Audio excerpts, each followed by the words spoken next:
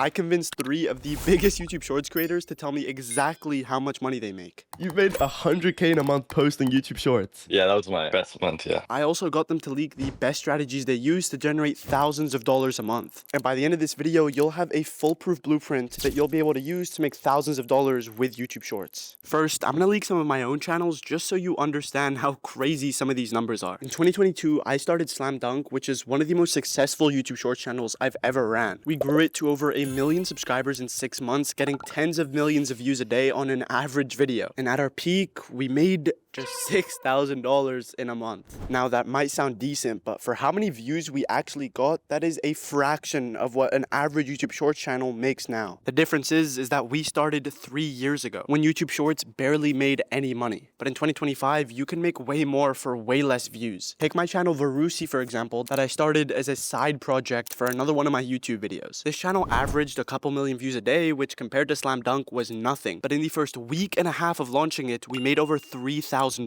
Because from 2022 to 2025, YouTube went from paying around 5 or 6 cents per thousand views to over 25 cents. That's over 5 times what you would have made. Just imagine what Slam Dunk would be making today if we had continued uploading and innovating on that channel. Actually, I don't want to think about that. Point is, YouTube rewards consistency. And that's exactly what the first person I interviewed put above all else. Just 6 months, Tim grew his channel to over 800,000 subscribers and pretty much let me in on every single one of his secrets. My most popular channel is a 3D animation channel. We are creating shorts similar to Zagdi Films. And we specifically chose war documentaries. So most of our videos are about wars, heroes, different kind of guns and kind of stuff, because it targets specifically male audience, which is probably the highest paying audience on YouTube. How's the channel doing at the moment? It's doing pretty well, because in June we basically got like 700 million views plus, and it was our most successful month. Yeah, we did like 1.4 billion views, and like June by far was like the most successful. Just take a look at that chart. In February of this month, Tim was making literally $0. But in June, he made over 40,000. That's in just 1 month. For context, that's more than the average yearly salary in the United States. All from making 30 to 60 second videos on a platform. That's sick, bro. So in 5 months, you've already started a channel that's doing over like $40,000, $50,000 a month now.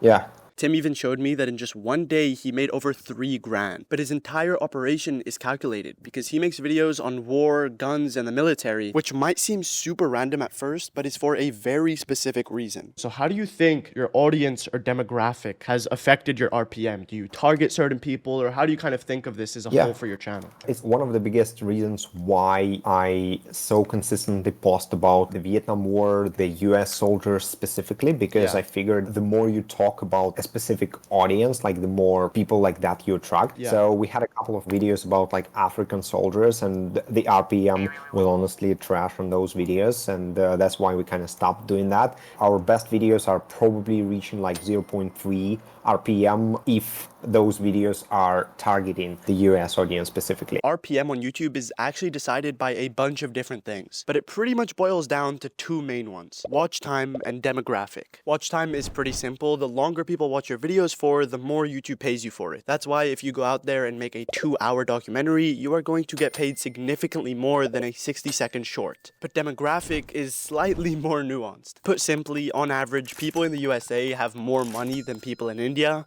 Shocker, right? But what that means is that they actually have way more money to spend on whatever products these companies advertise. This now means that these advertisers are willing to pay a lot more for people who are from these first world countries like the US, UK, Canada, rather than people who watch from places that they can't afford. This is what takes your RPM from like 5 to 10 cents to over 30 cents sometimes, if you do it right. The biggest edge Tim has as well is how deep he dives into his analytics to gain a competitive advantage over every other person posting similar content.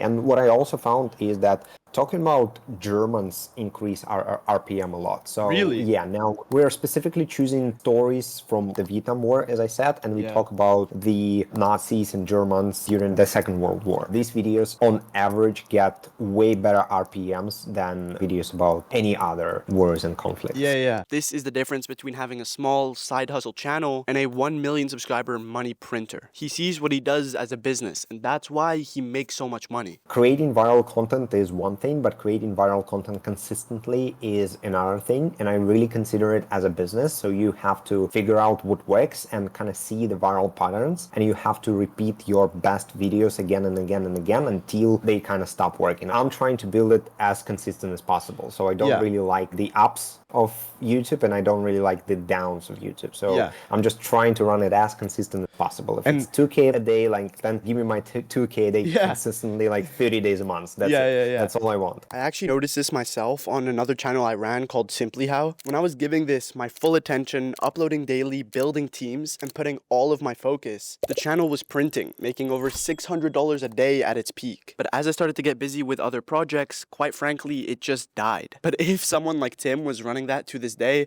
I honestly believe it would be doing over 6 figures per month. Spending hours a day grinding behind a screen though can get tiring. You can have all the money in the world, but you're just not having fun. So what's the point? Well, a student in my YouTube Shorts program called Landon actually had a solution to this. What niche are you biggest in right now? My biggest channel is a lifestyle niche. Unlike most people in the YouTube Portal program, I post like actual videos of my life and myself instead of faceless channels. Yeah. Just because I found it works better for me and I like it. I'm able to just do fun stuff and record it. Landon makes some of the most entertaining content I've seen on YouTube Shorts. He literally goes outside, which is something barely any YouTube Shorts creators do, and makes content about having fun with his boys. It is quite literally that simple. Recently, he posted a series about a road trip he did, but he's even just posted videos of himself grocery shopping or running track. And don't think for a second that he's not printing whilst doing all of this. My best month so far was last month, or like a month and a half ago. It was like around 20 grams in a month. It's so weird because I was dreaming of that, but my goal at the beginning of 2025, or going into 2025, was to make $1,000. Oh wow! Holy! So just blew that out of the water. What's the RPM on your Shorts lifestyle channel? So it depends on how many views the video gets. Obviously, as it gets pushed out more, the RPM lowers. Around like 30 cents, which is pretty crazy from what I've heard. That's insane, bro. 30 cents straight from AdSense for lifestyle videos. Holy. Because of his unique style of content, Landon gets crazy viewers from the US, meaning his RPM is one of the highest I have ever seen. The best thing about his channel as well is that he has potential for brand deals and sponsorships, which a lot of faceless content can't do. People trust other people, and when Landon is posting videos of himself, going out in the world and doing cool shit, not only can he make money from YouTube, but real brands that have real products can throw him a nice bag on the side to keep him going. And while speaking to him, he came up with a theory that he thinks his channel is getting pushed more than the average one, and this is why. I think there's also something behind the scenes. YouTube is promoting less of just like the AI slop because there's a lot of that. Yeah. And so I think that there's something to do with that. There's something that's not just statistics. There's more to a video than just the statistics, in my opinion. I think the big thing with his channel as a whole is that he's so unique that people gravitate towards content they don't usually get to see. If there's 5 apples on a shelf and 100 oranges, there's a very high chance you're going for what's more scarce. And I think that perfectly sums up Landon's content. And he's slowly building an empire using this method. What's your best success story across your channel that you're running right now? Having a video, I think that pops off a lot for me. I'm not even gonna lie, I don't know how many views it's at right now. Last time I checked, I think it was like 40 mil. Like I tried something new, completely different that I've never seen anybody do before, where I wore like the Meta Ray-Bans in the track race for my school. I saw other people do it, but nobody added a voiceover, so it was only reaching the track audience. And I figured I could reach the entirety like of everybody if I added an interesting voiceover that could appeal to people that don't run track. And yeah, it went crazy. And then I saw a ton of other people start doing the same things and actually like copying my scripts, which was cool. But not as big of an empire as the next person I talked to. This guy is actually on another level. What do you think the most you've ever made in a month posting YouTube Shorts has been? 100K. Damn! I'm pretty sure Bolt is the next up-and-coming GOAT of YouTube. In 1 year, he's grown his channel from nothing to over 2 million subscribers. But what's more impressive is the absolute gems he dropped to me while speaking to him. This stuff might genuinely change how you view YouTube entirely because I kind of had to sit back, close my phone, and think for a couple minutes after our call. I run my channel, I guess, in the motivation niche, but really I just make whatever content I want. Bro, I'm just trying to make positive videos to inspire people. You just wanted to make some banger videos to help people, and then it just started printing you money and I guess helping you out in the career long term. That's fire. Yeah, I just want to say real quick, like I haven't made a bunch of channels. Like Bolt is my only channel. And so like before I make other channels, I gotta perfect this one. Your strategy is pretty much like how I do in business. You're just going all in on one channel and making it as big as possible. Because like everybody at the highest level of every business says this, it's like one thing is going to get you exponentially further than 10 things. That can turn into a brand. That can turn into just something more impactful. You know what I'm trying to say? Yeah, facts, bro. And you'll see, like, the goal with this is really like being a brand, being a media company. But, you know, we're a couple of years away from that for sure. But That's sick. Bolt's idea is to hyper-focus on one brand, one thing that he could put all his effort on to grow into something massive. You know what else is massive? People are used to running dozens of channels at once, which, don't get me wrong, can print you a lot of money, but it's never going to grow into something generational that could actually make you millions, if not hundreds of millions of dollars down the line, which is something that Bolt is actively thinking about with this channel. And you might be thinking, Dan, it's just a shorts channel. How could this be a global brand? Well, literally 2 months into creating content, Bolt got one of the sickest opportunities, which just shows you how much potential this business model really has. so about 2 months into making shorts, I just randomly made this Karate Kid edit and it blew up.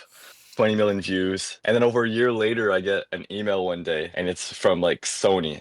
And you know, I didn't believe it at all. I had to like triple check it was actually them, but it ended up being them. And yeah, I worked with them to make 2 videos for their new movie, Karate Kid Legends. And I mean, you know, Sony be paying, bro. And Just think about how insane that is. This kid was 17, uploading 40-second clips that he genuinely enjoyed making in his room, and after 2 months, a global movie franchise pays him to create edits for them. That's the difference between YouTube 10 years ago and YouTube now. Companies are genuinely starting to realize the potential through YouTube and are paying people the big dollars to execute. And to be honest, Shorts is one of the first places they are going to find high-quality creators to work with them. I genuinely believe this is the future, and this is exactly why I also think companies like Content Rewards are going to change everything. I had to make an edit from their edit, and it already had a bunch of quick cuts, so I basically had like no great footage to work with. No, I get you. You couldn't And like transform shit on your own pretty much, like at all. no, exactly, bro. So it was actually really tough. I'm actually gonna make an edit with like the That's sick. full movie when I'm able to download it, just to prove to them that I can actually make a viral banger if I had enough footage. And what makes Bolt so successful in my eyes is the fact that he's been able to take this thing that so many kids have tried and turn it into something real that can actually be worth something long term. I mean, just look at what he had to say when I talked to him about the music exploit, which was pretty much a way for people to make extra money really fast on shorts just a couple months ago. So many people see YouTube Shorts as a short-term grab, but that is the exact opposite to how Bolt is running everything. This is long-term. He's putting 110% effort into it, and bro's low-key trying to become a billionaire. Bro, so hot take. If you're a channel that actually uses music to go viral, like your videos are sort of dependent on music, it actually might not be worth it. And so that's why I never went for it. I was considering it, Yeah. like back when RPMs were high, and then I was like really close to signing the deal, and RPMs dropped, so obviously I didn't go for it. But being able to use songs like Skyfall by Adele and, you know, some of these big viral hits, like actually taking my video from 10 million views to 20 million views. So, you know, you make more money like that. Like I feel like people might have been making more money for a couple months there, but you know, let's talk in 10 years, you know, let's see who No. who's got the big fire. brand and stuff. Yeah. That's fire. Okay, nice. Which is also the exact same thing that people like Landon and Tim are doing as well. All of them are following the model of treating YouTube Shorts like a real business by actually creating trust with your audience and giving them content that actually stays with them. And the amount of money you can make doing that is insane. What do you think the most you've ever made in a month posting YouTube Shorts has been? Including like sponsorships. Yeah, including So everything. 100K. Damn! And without sponsorships, let's say just pure AdSense from YouTube, what do you think the best month has been? A little over 50K. That's sick, bro. Congrats. In 1 month, Bolt made over $100,000, and half of that came from stuff that had nothing to do with YouTube AdSense, like brand deals, product placements, and entire sponsored segments. These things require trust. You can't slap these type of deals on these bullshit faceless channels because the people that watch are not going to care to buy. There's a big mistake I see everyone starting out making. Yeah. You know, to those people, I would say like, yo, stop switching niches, bro. Like, Yeah. stick to one thing. You know, because you can actually go viral in any niche. You just have to have the skills for it. People are using niche analysis tools and stuff, and they're really tracking their competitors, and they're doing what works, and then you know, adding a little twist to it. And you know, that works for 95% of people. Like, that's great. But for me, I try to actually like ignore my competition, like especially in short form content. I just try to really tune out of that and stay original. It's like saying, oh, I'm going to be the next Elon Musk. I'm going to be the next this. No, you have to be like the first you. I actually asked this next question to every single person I interviewed, and they all said the exact same thing. Why do you think you've chosen to double down the most on YouTube Shorts? YouTube is probably the most fair algorithm there is. They pay. Like Instagram doesn't pay, and TikTok, the pay isn't that great. Bro, YouTube, your videos are constantly getting views. So imagine, like, bro, if I stopped posting, all my past videos would still be making me hundreds of dollars a day for, you know, the next year. Like, it's actually crazy. YouTube is by far the best way to make money with short form content. TikTok and Instagram are okay, but you're only ever going to make a fraction of the potential on YouTube, because these guys could stop uploading tomorrow and still make tens of thousands of dollars a month for months to come. Do you think like people should genuinely start shorts now? Like, do you think it's a great time to start posting? Yeah, bro, it's a great time to start posting. You see the trend going towards short form, and you see it going towards TV right now. So, you know, pick one of the two, and you know, YouTube is on a rocket ship going to the moon right now. So I've seen a bunch of stats recently, and it's just like YouTube is overtaking TikTok viewerships a day, and YouTube is taking over like Reels viewerships on short form. Like, it seems like it's becoming like the A platform to go to. I'm not gonna lie. Start grinding.